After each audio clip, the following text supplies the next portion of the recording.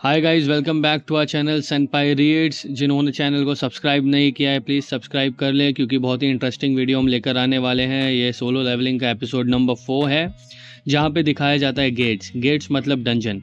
तो एपिसोड की शुरुआत में बताया जाता है कि डंजन अलग अलग जगहों पे दुनिया में खुलते रहते थे, जिसमें से डीमन बाहर आते थे। डीमन बाग के बाहर आने का चांसेस रहता था, और एक अचानक से कुछ लोगों में एक पावर जनरेट हुई जिसे कहते हैं हंटर्स।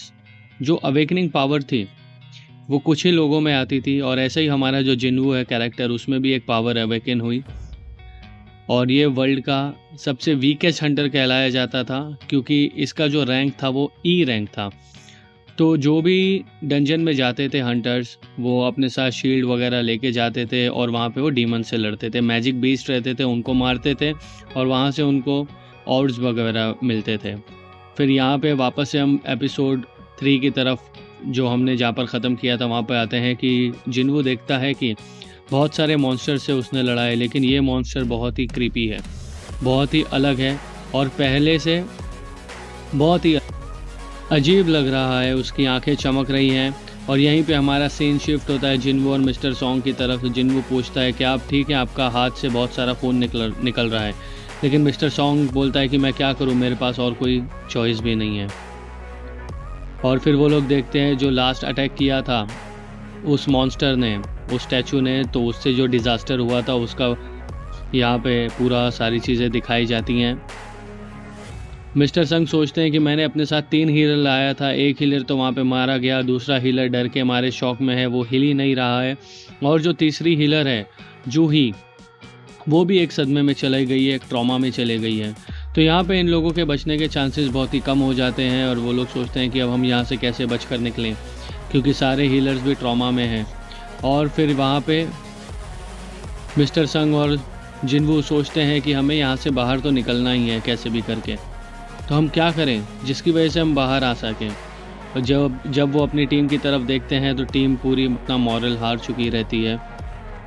टीम बोलती है कि अब हम क्या करें, हमको इस डंजन में आना ही नहीं चाहिए था, हमने यहाँ पर आकर बहुत ही बड़ी गलती की। वहीं पर हमें एक स्टॉर्म दिखाई देता है, एक पैर दिखाई देता है। ये किसी और का नहीं, इनमें से ये एक हंटर का पैर है, जो कि एक अपग्रेडेड हंटर है, और यहाँ पे इसका फेस दिखाई देता है हमें। ये हंटर सोचता है कि ये सिर्फ एक डी रैंक डंजन है, और मैंने जब इतनी बड़ी गिल्ड अगर ज्वाइन की है तो मैं इतनी जल्दी यहाँ से हार नहीं मान सकता। यही सोच के वो अपनी स्पीड बढ़ाता है और वहाँ से निकलने की कोशिश करता है, और फुल स्पीड में गेट की तरफ भागता है। और वो सोचता है कि अगर मैं फुल स्पीड में भागूंगा तो शायद मैं गेट से बाहर निकल जाऊंगा, जिसकी वजह से मेरी जान बच जाएगी। और यही सोच के वो बहुत ही पूरी अपनी स्पीड से भागता है गेट की तरफ, और वहीं पे मिस्टर संग और जिन्वू उसे देख के चिल्लाते हैं कि नहीं, उस तरफ मत जाओ, लेकिन वो फुल ऑरा में रहता है कि मैं तो उस गेट से बाहर ही आ जाऊंगा, कोई बड़ी बात नहीं है। और वो फुल स्पीड में गेट से बाहर जाने की तरफ कोशिश करता है, और यहाँ पर हमारा स्टैचू उसे देख लेता है। जो क्रीपी सा स्टैचू है वो वहाँ पे ऊपर बैठे रहता है, वो उसे देख लेता है। उसकी आंखें चमकने लगती हैं, आंखें बहुत ही तेज़ी से चमकने लगती हैं, और फिर वहाँ से वो अटैक करता है। मिस्टर सॉन्ग और जिन्वू देख के उसे बहुत डर जाते हैं और चिल्लाते हैं बहुत ही ज़ोरों से, लेकिन उसका कोई भी फ़ायदा नहीं होता है, क्योंकि उस स्टैचू ने अटैक कर चुका था अपनी लेज़र बीम से। उस हंटर के सिर्फ पैर ही रह जाते हैं, बाकी उसका पूरा शरीर गायब हो जाता है उस लेज़र बीम में। जी हाँ, वो स्टैचू के एक ही फ्लैश के अटैक से पूरा का पूरा हंटर गायब हो जाता है, सिर्फ उसके रह जाते हैं तो पैर।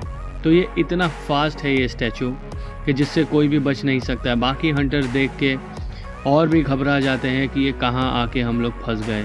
इतनी स्पीड है क्या इस स्टैचू में, क्या ये किसी को भी नहीं जाने देगा यहाँ से।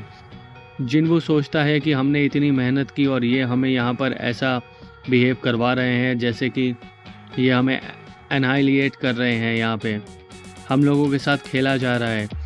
वो जो स्टैचू है दरवाजे के पास, वो किसी को दरवाजे से बाहर नहीं जाने देता, इतनी फोर्स में वो अटैक करता है।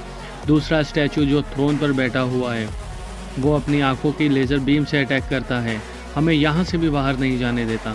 और ये लोग बहुत ही डरे हुए हैं, यहाँ पे आके फंस गए हैं, ये लोग डबल डंजन में आके फंस गए हैं दोस्तों। और ये लोग सोचते हैं, वैसे ही जिन्वू की एक बत्ती जलती है। जिन्वू बोलता है कि क्या ये वही तो नहीं जो मैं सोच रहा हूँ। मिस्टर संग सोचते हैं क्या, तो वो कहता है कि हमें यहाँ पर शायद रूल फॉलो करने हैं, वो कमेंडमेंट्स जो वहाँ पे लिखे हुए हैं, जो स्टैचू के पर हैं उस पर जो कमेंडमेंट्स लिखे हुए हैं, हमें वो कमेंडमेंट्स फॉलो करने हैं। क्या ये वही है? ये सोचते हुए जिनवू बोलता है कि हाँ ये मुझे लग रहा है ये वही, और जिनवू की यहाँ पे दिमाग की बत्ती जलती है। अब देखते हैं दोस्तों नेक्स्ट एपिसोड में कि जिनवू इन्हें कैसे बचा पाता है। चैनल को जिसने सब्सक्राइब नहीं किया है please subscribe to our channel.